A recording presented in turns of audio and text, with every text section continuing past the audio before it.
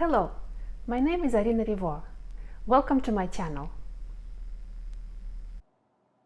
In this video, I will share with you how I like to work the edge stitches to make them look straight and even all the time.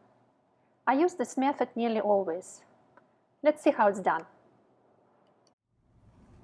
I insert my right needle tip from right to left purlwise and slip the first stitch off the left needle tip.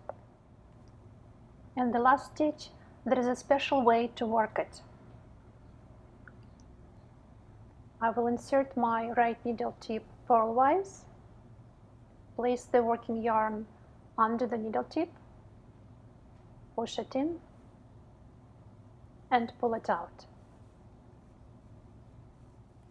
Let's see again, from right to left purlwise, and slip it off.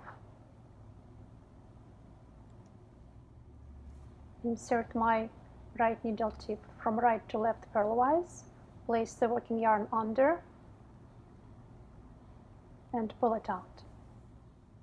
One more time, right to left purlwise, slip off the first stitch,